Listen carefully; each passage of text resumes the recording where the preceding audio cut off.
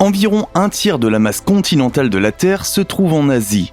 Avec une superficie de 44,6 millions de kilomètres carrés, l'Asie est devenue le plus grand continent de la planète où vivent environ 4 milliards de personnes. Alors que de nombreux pays asiatiques attirent d'innombrables touristes du monde entier, ce continent a toujours été d'une importance exceptionnelle pour l'archéologie. Il y a des milliers d'années, les premiers grands empires de l'histoire sont apparus ici, et de nombreuses traces de cette époque sont encore visibles aujourd'hui. De temps à autre, cependant, les chercheurs asiatiques découvrent des artefacts qu'il n'est pas facile de replacer dans un contexte compréhensible. Et c'est précisément ce genre de découverte mystérieuse que nous aimerions examiner de près avec vous aujourd'hui. Des mystérieuses structures dans le sol au Royaume perdu, voici plusieurs découvertes extraordinaires en Asie. Avant de commencer, n'oubliez pas d'appuyer sur le bouton j'aime et d'activer la cloche de notification pour voir d'autres vidéos. Et restez jusqu'à la fin pour entendre parler de l'une des découvertes les plus effrayantes jamais dévoilées en Asie. Shimao. Lorsque les chercheurs sont tombés sur les fortifications de Shimao, une chose semblait évidente au départ. Elle devait faire partie de la gigantesque Grande Muraille de Chine. Cependant, des analyses archéologiques approfondies ont montré que le site, situé sur les contreforts sud du plateau d'Ordos, était antérieur au gigantesque rempart construit sous la dynastie Ming. C'est ainsi que Shimao a vu le jour vers 2000 avant Jésus-Christ. Avec une superficie de 400 hectares, c'est le plus grand établissement fortifié de cette époque. La structure de Shimao montre à quel point la coexistence était complexe au néolithique. Outre un complexe de palais, on y construisait également des zones d'habitation, des cimetières et des ateliers d'artisanat. Le jade incrusté dans les murs de la ville, quant à lui, semble extrêmement inhabituel. Ces pierres précieuses servaient peut-être à se protéger des mauvais esprits.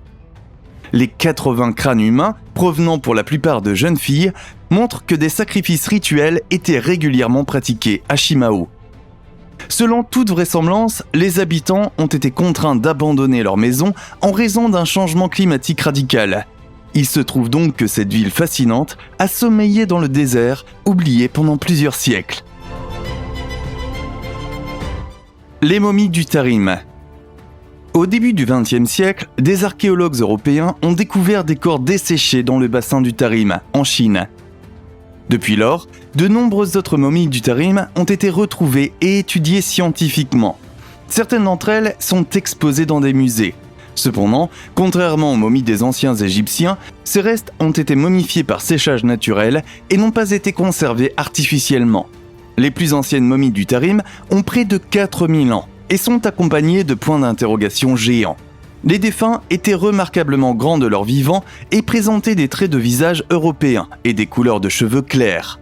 Cependant, des momies d'apparence est-asiatique ont également été découvertes. L'origine des momies du Tarim n'a pas été définitivement éclaircie. Les analyses génétiques indiquent qu'il s'agissait de membres d'une culture indigène répandue pendant la période glaciaire. De mystérieux champs de dômes. Les progrès techniques le permettent. Des archéologues du Cambodge ont découvert des structures gigantesques dans le sol en utilisant des scanners laser depuis le ciel. Cependant, les chercheurs ne peuvent que spéculer sur les véritables origines de ces monticules en forme de dôme. En effet, au cours de leurs recherches d'indices, les archéologues ont rencontré de nombreuses variantes de ces structures inexplicables. Selon eux, il y a environ 1000 ans, les gens construisaient également des monticules avec des motifs géométriques, par exemple sous forme de spirale. Le fait que ces objets avaient probablement un statut particulier est démontré par leur emplacement. Les complexes étaient toujours construits à proximité immédiate des temples. Avant cette découverte passionnante, les experts avaient supposé que ces complexes de temples étaient peu peuplés. Cependant, les panneaux de coupole qui ont été découverts suggèrent que des structures urbaines existaient autour des sanctuaires, ce qui laisse supposer que le site abritait une population importante et régulière. L'île d'or. Lorsque des plongeurs archéologues sont partis à la recherche d'indices en Indonésie, un gigantesque trésor s'est étalé sous leurs yeux. Des centaines de figurines, des cloches de temples sacrés, d'objets en céramique, d'outils et de miroirs s'agitaient au fond de la rivière boueuse. Au trésor historique s'ajoutaient des poignées d'épée en or, des bagues en or serties de rubis et des flûtes en forme de pan. Les artefacts retrouvés laissent présager une sensation absolue. Les experts ont peut-être redécouvert la cité-État perdue de Srivijaya. Entre le 7e et le 13e siècle, les rois de Srivijaya ont exercé une suprématie absolue dans la région. Mais au fil du temps, cette thalassocratie a été attaquée et écrasée par les guerriers de Java. Le cœur battant de Srivijaya a formé l'île d'Or. Aujourd'hui, cependant, il ne reste pratiquement plus de traces de cet apogée, si ce n'est des objets étincelants que les plongeurs ont retirés de la rivière.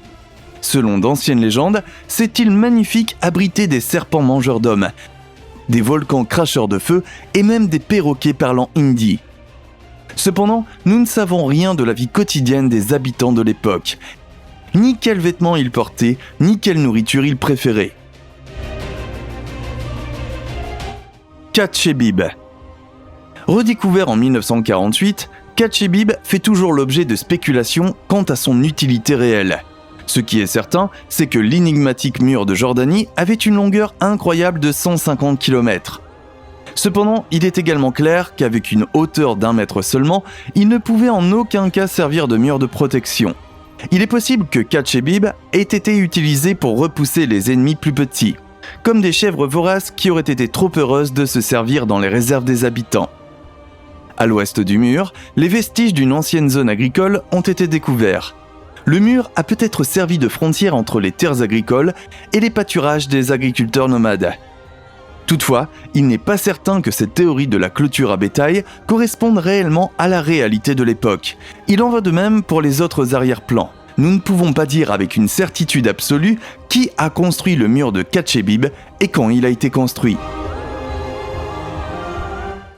Les pyramides de Chine. Les pyramides de Chine ont longtemps été au centre des recherches dans le pays. Cela a beaucoup à voir avec le fait qu'elles ont émergé dans différentes parties du monde tous les quelques centaines d'années sans aucun signe de contact entre les civilisations. Ainsi, les pyramides de Chine ressemblent étrangement aux pyramides que l'on trouve en Égypte, en Amérique du Sud et sur de nombreux autres continents. Cependant, il y a tant d'années, il aurait été pratiquement impossible pour ces civilisations de partager des plans de construction et des connaissances sur une si grande distance. En Chine, ainsi qu'en Amérique du Sud et en Égypte, il existe des structures qui ont la forme de pyramides ou qui sont des pyramides légitimes. Dans l'histoire chinoise, elles sont souvent considérées comme les tombes de grands souverains, et certaines sont censées être reliées par d'étroits labyrinthes enterrés profondément sous terre. La grande question qui se pose encore aujourd'hui est de savoir si les pyramides de Chine ont été créées grâce aux connaissances de l'Égypte ou si les anciens Chinois ont découvert cette conception de manière indépendante, par eux-mêmes. Pour l'instant, nous ne le savons pas vraiment.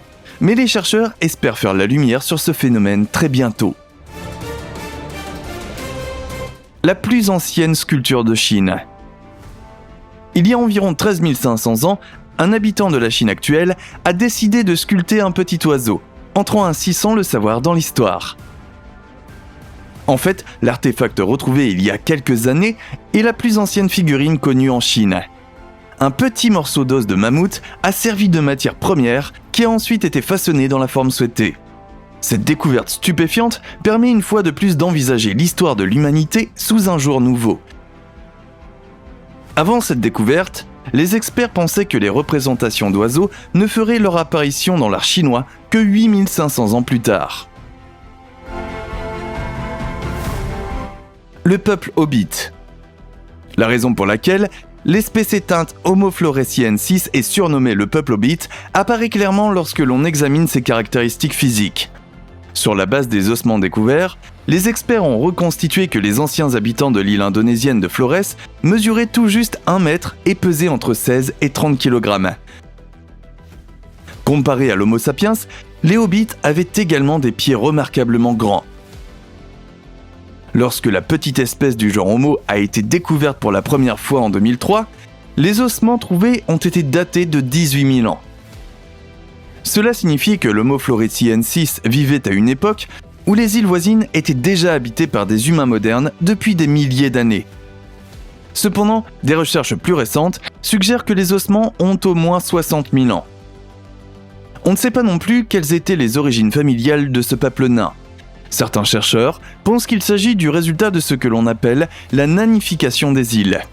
Ce phénomène biologique évolutif décrit des espèces qui continuent à rapetisser au fil des générations sur une île isolée sans prédateurs. Cependant, d'autres experts considèrent qu'il est plus probable qu'il s'agisse d'une branche pathologiquement modifiée de l'Homo sapiens.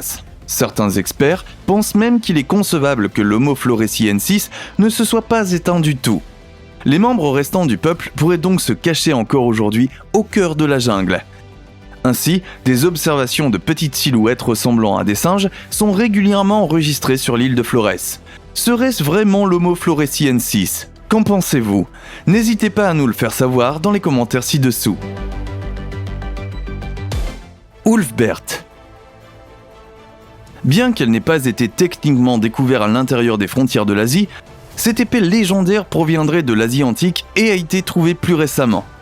Elle aurait plus de 1000 ans selon les normes actuelles. L'Ulfbert n'est pas une épée en particulier. Il s'agit plutôt d'une inscription qui a été trouvée sur plus de 170 épées utilisées par les Vikings il y a de nombreuses années. Ces épées sont incroyablement impressionnantes et prouvent à quel point les Vikings ont progressé au cours de leurs quelques années d'errance sur la Terre. Leurs capacités de forgerons sont inégalées et ces épées restent parmi les plus puissantes qui existent. Les épées ont été trouvées tout au long des routes commerciales à travers l'Europe et on pense qu'elles ont été créées entre les années 800 et 1000. Elles étaient si incroyablement bien fabriquées que de nombreuses personnes affirment qu'elles avaient des centaines d'années d'avance sur leur temps. Elles étaient toutes fabriquées en acier moulé, ce qui signifie que leur teneur en carbone est au moins 3 fois supérieure à celle des autres épées de cette région. Cela leur conférait une solidité et une durabilité incroyables et elles avaient en tout cas des années-lumière d'avance sur leurs concurrentes. Selon certains historiens, ces épées étaient si solides et si puissantes qu'il aurait fallu à l'humanité 800 ans de plus pour qu'une épée équivalente soit fabriquée. Cela signifie que, quel que soit le procédé utilisé par les Vikings pour créer ces épées, ils disposaient de connaissances avancées que les autres forgerons ignoraient. Des épées de ce type ne seraient à nouveau créées qu'une fois la révolution industrielle en marche. On pensait à l'origine que les épées provenaient du Moyen-Orient ou de certaines régions d'Asie, mais en y regardant de plus près, les chercheurs ont découvert que tous les matériaux utilisés provenaient d'Europe centrale. Une seule explication à laquelle les experts sont arrivés est que les Vikings ont voyagé en Asie ou au Moyen-Orient et ont appris des techniques de forge avancées. Ils ont ensuite rapporté ces informations et créé ces épées légendaires en utilisant des matériaux qu'ils ne pouvaient trouver que dans leur pays. On croit à cette histoire parce qu'il existait une route commerciale qui reliait directement les Vikings au Moyen-Orient. Les épées n'ont commencé à apparaître que lorsque cette route a été établie. Après que la route ait disparu, les épées n'ont plus été produites. Comme si les Vikings n'étaient pas assez terrifiants, il semble qu'ils avaient une sorte de connaissance de l'autre monde pour fabriquer des épées très impressionnantes. Ces Vikings sont de plus en plus effrayants. Shin-Sui. En 1971, des soldats chinois découvrent par hasard une tombe étrange sur le site archéologique de Mawangdui. Ainsi, la dernière demeure avait la forme d'une pyramide inversée. La véritable sensation sommeillait à 12 mètres sous terre. Le corps de Shin-Sui était caché sous 5 tonnes de charbon de bois et une couche d'argile d'1 mètre d'épaisseur. La noble femme, morte vers 160 avant Jésus-Christ, était l'un des membres les plus haut placés de la société de son vivant. Ainsi, plus de 1000 objets ont été placés dans la tombe de Shin-Sui, dont d'abondantes réserves de nourriture, des recettes, des ustensiles et des sculptures de serviteurs. Ce qui est particulier cependant, c'est l'état extraordinairement bon de son corps. Shin-Sui est l'une des momies les mieux conservées qui soient. Ceci est dû à différents facteurs. Ainsi, le corps des nobles était placé dans 4 cercueils laqués, grâce auxquels ils étaient bien protégés de l'air et des bactéries. Le cercueil le plus à l'intérieur contenait 80 litres d'un liquide inconnu, qui était probablement aussi utilisé pour la conservation. L'autopsie de ce cadavre vieux de plus de 2000 ans a même permis de trouver du sang dans les veines. et les organes bien conservés donnaient l'impression que Chin Sui était décédé récemment. En outre, les experts ont réussi à clarifier la cause du décès. La femme chinoise était en surpoids et avait des artères coronaires sévèrement rétrécies. Peu de temps avant sa mort, elle a mangé des aliments difficiles à digérer, après quoi des calculs biliaires se sont dissous.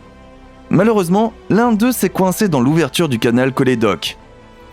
La combinaison de douleurs intenses, d'un cœur affaibli et d'un effondrement circulatoire a finalement scellé le destin de cette quinquagénaire. Très bien les amis, maintenant c'est votre tour. Quelle découverte vous a le plus surpris ? Comme toujours, faites-nous part de vos réflexions, suggestions et remarques sur la vidéo d'aujourd'hui dans les commentaires ci-dessous. Pendant que vous y êtes, n'oubliez pas de vous abonner et d'appuyer sur la cloche pour rester à jour à partir de maintenant. Enfin, jetez un coup d'œil aux autres vidéos de notre chaîne que nous avons liées pour vous ici dans les crédits. Merci de nous avoir suivis, prenez soin de vous et à la prochaine fois.